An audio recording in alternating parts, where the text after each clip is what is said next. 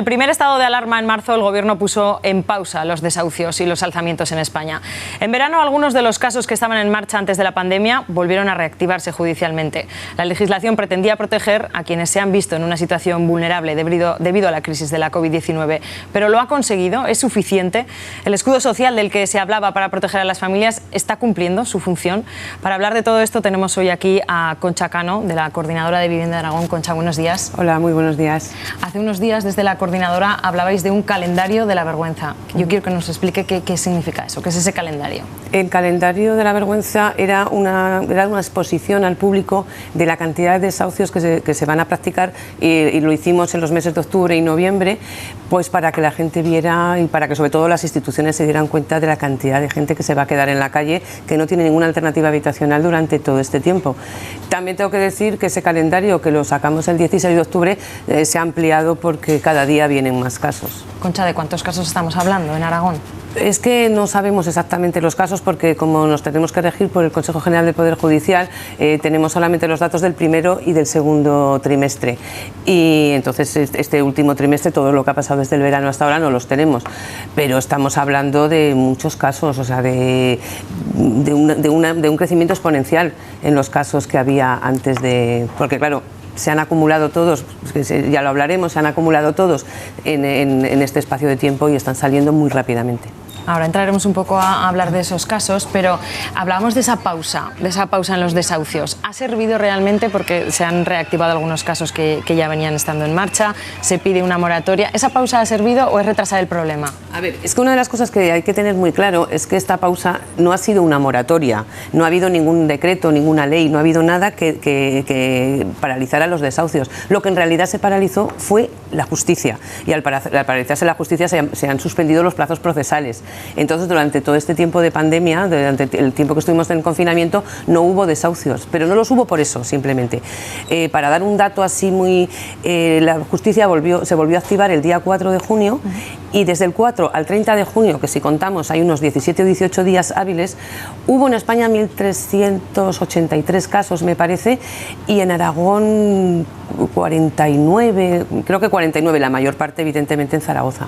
Nos decía que es complicado a veces hablar de cuántos casos hay, pero sí. ¿Cuántos casos manejan ustedes? ¿Cuánta gente se acerca? Es que nosotros tampoco podemos hablar de casos porque nosotros la gente va viniendo, además va viniendo los últimos días cuando ya están desesperados. Una semana tenemos 5 casos y a la semana siguiente se nos han incorporado 3, 4, 5 más. Entonces es muy complicado que hablemos de casos porque ya te digo, el calendario de la vergüenza que tenía unos cuantos, ahora tiene bastantes más. ¿Y de qué perfil estamos hablando? ¿Son familias que realmente sufren ahora esos efectos, esos daños colaterales de la crisis económica y social provocado por la pandemia, o es gente que arrastra también ya problemas de antes? No, es gente que tiene un doble problema, porque ya arrastraba la crisis de antes y ahora esta crisis todavía le ha hundido más. Tenemos muchísimas familias que se han dedicado a la economía sumergida. Hay muchas mujeres que limpian en los domicilios, que cuidan enfermos, o mujeres y hombres, pero que cuidan enfermos. Entonces, claro, todo eso es que como en la economía sumergida, esos todavía les ha ido peor. Se han quedado, hay familias que no tienen ningún ingreso, porque además no tienen ninguna ayuda debido a esta economía sumergida, que llevan sin ningún ingreso desde el mes de marzo. Luego, en la ley que salía en marzo y pretendía poner en marcha esos desahucios, establece que puedas alegar que te has visto perjudicado por esta crisis. Pero claro, a veces, lo digo porque habla de economía sumergida y a veces es difícil demostrar cómo te ha afectado si tenías un trabajo sin contrato o si no tenías contrato de alquiler. Eso no es difícil, es totalmente imposible. No se puede justificar. Por eso, la moratoria de la que hablábamos antes, sí, hubo una moratoria para los desahucios, que fue el decreto del 1 de abril.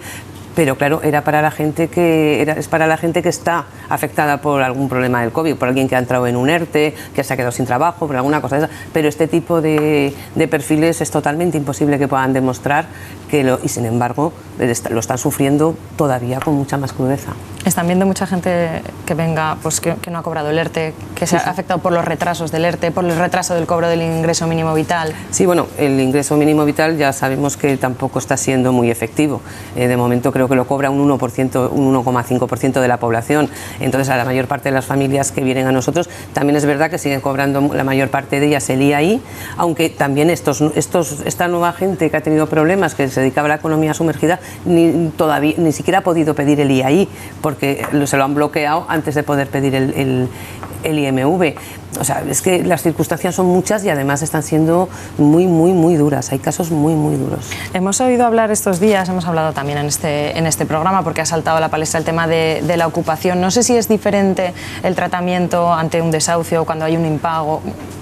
Cuando hablamos de familias que han tenido que ocupar una vivienda o así lo plantean, o cuando hablamos de la vivienda habitual.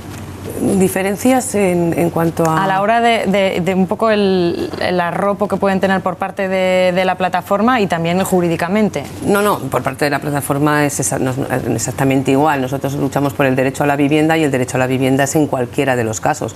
Nosotros tenemos familias que han tenido un desahucio, la misma familia, un desahucio por una ejecución hipotecaria, por comprar una vivienda y en su momento no pudieron, ha tenido un desahucio por impago de las rentas de alquiler y ahora están a la espera de un impago de uno por el tema de la ocupación. Para eso nosotros no, pero no es lo mismo para las instituciones. Para las instituciones, el Gobierno de Aragón, el Departamento de Vivienda, no contempla ninguna ayuda para el tema de la ocupación, porque según ellos es ilegal. Y nosotros pensamos que las familias nunca son ilegales. Concha, vamos a ver un caso, por poner un ejemplo que a veces cuando lo personalizas se entiende mejor, y vamos a estar con una de esas familias que viven con la incertidumbre o con la sombra que planea sobre sus cabezas de un desahucio, y con ellos está nuestra compañera Iciar Miguel. Iciar, buenos días. Buenos días, pues sí, estamos aquí en casa de Sara y Antonio. Ellos, como decíais, están pendientes de ser desahuciados de esta vivienda en la que estamos, y ese desahucio, ese lanzamiento está previsto para la 1 de este mediodía.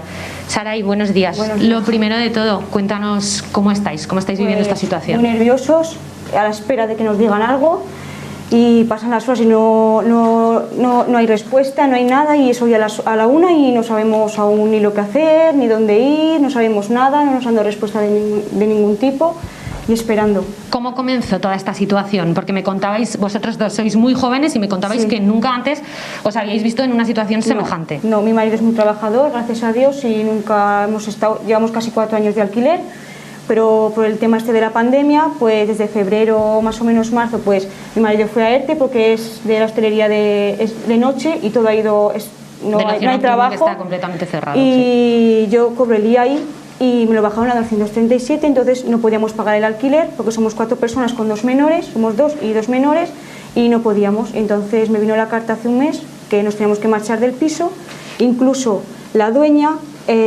no pagaba tampoco el piso, o sea, me vinieron 2 por una parte para mí y otra parte para ella, porque ella llevaba 2 años sin pagar tampoco el piso, aún yo pagándole. Entonces, pues nos hemos visto en la calle, nos fuimos a la Asociación Gitana para que nos dieran un abogado de oficio, que nos lo proporcionaron, y habló con el juzgado y con la DGA y eso para darnos lo de vulnerable, que nos lo han aceptado. Y de allí hemos pasado a echar los papeles para un alquiler social en DGA. ¿Qué es lo que estáis vosotros solicitando en estos momentos? Un alquiler social, porque a esta situación complicada, que es obviamente el lanzamiento, sufrir un desahucio, se une que vosotros, como decías antes, Araís, tenéis 2 niñas pequeñas de 4 y 1 año, y además la más pequeñita está enferma y por tanto necesita de visitas médicas. Todas las semanas, incluso entre medio de las semanas, tiene que ir al Miguel Servet. Tenemos que estar muy pendientes de ella, de muchas cosas que, pues golpes o cosas que ella puede ingresar. Claro, porque muchas veces tienen que ingresar un día entero, todos los jueves tienen que hacer análisis, o todas las semanas, cuando la hematóloga me dice. Entonces yo tengo que estar cerca de Miguel Servet porque mi niña necesita el constante del especialista de allí. Recalcamos esto porque en muchas ocasiones esa alternativa habitacional, que en vuestro caso de momento no ha llegado, no hay, es que ni hay, puede estar ubicada en otro punto diferente a la ciudad en la que vives, pero claro, en este caso... Yo ahora mismo con mis recursos, que son 237 euros, y todas las semanas no podría bajar a Zaragoza al Miguel Servet, porque lo que ella necesita y el especialista que a ella le atiende o sea, solo está en muy pocos sitios, que es la hematología. Entonces, porque además hay que recalcar que además de ese ingreso mínimo que tienes, Antonio todavía no ha cobrado todas las mensualidades del ERTE. Solo ha cobrado 2 veces el ERTE durante todos estos 7 meses. ¿Qué pedís? ¿Qué habéis pedido? ¿Habéis mantenido reuniones con el Gobierno de Aragón? Hemos estado constante entregando papeles, entregamos todo el día 5, y lo único que pedimos es un techo, porque yo pienso que todo el mundo tenemos derecho a una vivienda, que para esto de los desahucios, que es que dicen que no hay desahucios, pero sí que está habiendo desahucios, incluso en plena pandemia, y por lo menos, no sé, un techo, pienso que todo el mundo tiene que tener un techo. Porque en vuestro caso, pues te puedes, no sé, apañar, por así decirlo, no, una noche, pero... Yo, mi madre, por ejemplo, está en un piso de alquiler social de hace muchos años y no le permiten acoger a nadie. Somos 4 personas, también en plena pandemia. Con una niña de riesgo. Con una niña de riesgo, porque mi hija es de alto riesgo, porque tiene una enfermedad que no permite... O sea, no se puede en pleno COVID ir a casa de alguien. Luego también la gente, y aparte por mi hija, la gente puede tener miedo por nosotros. Entonces es que esto está todo muy mal. Y en estos momentos estáis a la espera, es que de saber si, porque a las 9 de la mañana mantenían una reunión. Claro, hoy a las 9 se han reunido y entonces estamos hasta las 2, estamos esperando a ver que nos dé una respuesta, a ver si podemos dormir en algún lado, a ver si tenemos que tener un hogar, algo. Porque el juzgado, el desahucio, no podía paralizarlo, no lo puede paralizar. La contestación que me dio el juzgado a mí, que llamamos ayer por la mañana, fue que ellos quedaron con un acuerdo con DGA de que DGA a mí me iba a proporcionar un piso de alquiler social. Y entonces, como ellos quedaron así, entre comillas, no es problema suyo de que a ellos no les dé tiempo. Como ellos ya quedaron, entonces no me dan ni una hora de aplazamiento. Hoy a la 1 me lo cierran y todo lo que hay dentro o no hay adentro se va a quedar aquí. Entonces no me dan ni una hora, no me dejan nada. Y hasta la 1 van a estar pendientes, claro. Como comprenderéis, en esa situación tan tensa. Sara y Antonio, espero que tengáis mucha suerte. A ver. Como ellos, hay muchas otras familias. Decía Concha que de momento, en lo que queda de mes, o sea, en estos 30 días siguientes, perdón, hay previstos 5 desahucios, pero que pueden ser más. Por ejemplo, nosotros también que han acudido a esta casa con Ruth y José. Ellos, su desahucio está previsto para el próximo 11 de noviembre. Desahucios que afectan a 28 personas, entre ellas muchos niños, como hemos visto.